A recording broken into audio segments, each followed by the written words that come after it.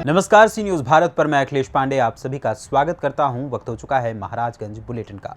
इस महाराजगंज बुलेटिन में हम बात करेंगे भारत नेपाल की सोनौली सीमा से 25 किलोमीटर की दूरी पर बुटवल और पाल्पा को जोड़ने वाली पहाड़ी की, जहां अत्याधुनिक केबल कार का किया गया शुभारंभ।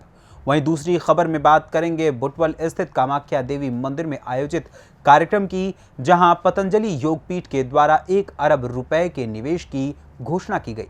साथ ही चर्चा होगी महाराजगंज जिले के ब्रिजमनगंज की, जहां संदिग्ध परिस्थितियों में हुई ब्रिजमनगंज दरोगा की मौत।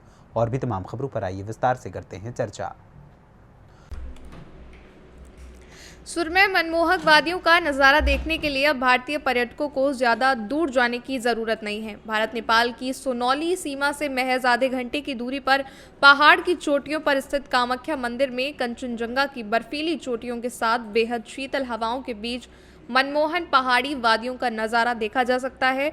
पर्यटकों की सुविधा के लिए बेहद कम कीमत में नेपाल के बुटवल कस्बे से अत्याधुनिक लुम्बिनी केबल कार के जरिए कामाख्या मंदिर तक पहुंचा जा सकता है, जहां से बेहद ही खूबसूरत नज़ारे देखने को मिलेंगे। इसके साथ ही बेहद ही मनमोहक कामाख्या मंदिर के भी दर्शन होंगे। हाल ही में भारत नेपाल की सोनौली सीमा से महज 25 किलोमीटर की दूरी पर बुटवल और पाल्पा को जोड़ने वाली पहाड़ी पर बेहद अत्याधुनिक 2.6 किलोमीटर लंबा केबल कार का शुभारंभ किया गया है, जो मनमोहन पहाड़ की चोटियों से गुजरता हुआ कामाख्या मंदिर तक जाता है। वहीं इस केबल कार के शुभारंभ से भारी संख्या में नेपाली पर्यटकों के साथ भारतीय पर्यटक की इन खूबसूरत नज़ारों को देखने के लिए पहुंच रहे हैं। आने वाले दिनों में पहाड़ की चोटी पर कामाख्या मंदिर के समीप ही 5 स्टार होटल के साथ पर्यटकों के लिए कई रोमांचकारी सुविधाएं भी मुहैया कराई जाएंगी। लुम्बिनी केबल कार के ऑपरेशन मैनेजर DN कायस्थ ने बताया कि भारतीय पर्यटकों के लिए केबल कार के किराए में भारी छूट दी गई है। पहाड़ की चोटी पर पर्यटकों के लिए जिपलाइन सहित कई रोमांचकारी सुविधाएं भी उपलब्ध कराई जा रही हैं। महाराजगंज से सी न्यूज संवाददाता अंगद शर्मा की रिपोर्ट।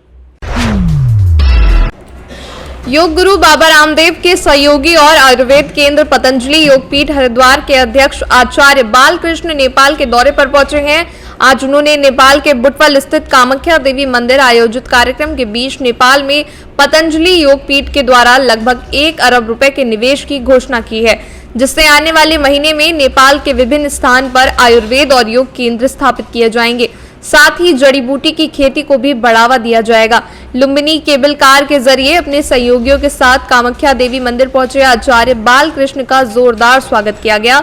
इस दौरान उन्होंने मंदिर में पूजा अर्चना की, जिसके बाद दशहरे के मौके पर अपने शिष्यों को नेपाली परंपरा के अनुसार टीका लगाकर आशीर्वाद दिया।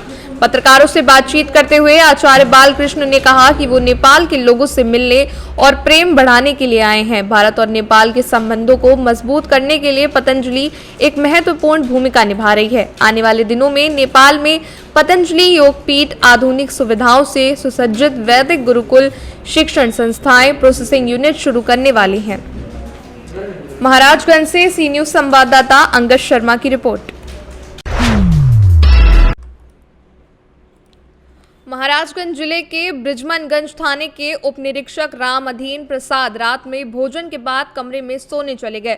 सुबह देर तक उनका कमरा नहीं खुला तो थाने के सिपाहियों ने दरवाजा खोलकर देखा तो वो अचेत पड़े थे। उसके बाद साथियों द्वारा अस्पताल ले जाने पर चिकित्सक ने मृत घोषित कर दिया। मिली जानकारी के मुताबिक देवरिया जिले के बहरच कस्बा के मूल निवासी राम अधीन 1990 बैच के सिपाही थे। 5 अगस्त में ब्रिजमनगंज थाने पर इनकी तैनाती हुई थी। पदोन्नति के बाद राम अधीन प्रसाद मुख्य आरक्षी बन चुके थे। अभी 10 दिन पहले ही पदोन्नति पाकर उप निरीक्षक बने थे। साथ ही पुलिस कर्मियों के मुताबिक गुरुवार की रात भोजन करने के बाद वो अपने कमरे में सोने गए थे। सुबह जब काफी देर तक उनके कमरे का दरवाजा नहीं खुला तो कुछ संदेह हुआ। उसके बाद थाने के सिपाहियों ने दरवाजा खोल कर देखा तो वो अचेत पड़े थे। उसके बाद साथियों द्वारा ब्रिजमनगंज सामुदायिक स्वास्थ्य केंद्र पर ले जाया गया, जहां पर चिकित्सक ने मृत घोषित कर दिया। ब्रिजमनगंज थाना अध्यक्ष श्याम सुंदर तिवारी की सूचना पर उनके बेटे अपने परिवार के साथ सामुदायिक स्वास्थ्य केंद्र पर आए। वो क्षेत्राधिकार नौतनवा आभा सिंह की देखरेख में लाश को पोस्टमार्टम के लिए महाराजगंज भेजा गया। बताया जाता है कि राम अधीन का व्यापार कुशहा था। जिसने भी इनकी मृत की सूचना सुनी वो सन्न रह गया। महाराजगंज से सी न्यूज संवाददाता इरफान अहमद की रिपोर्ट।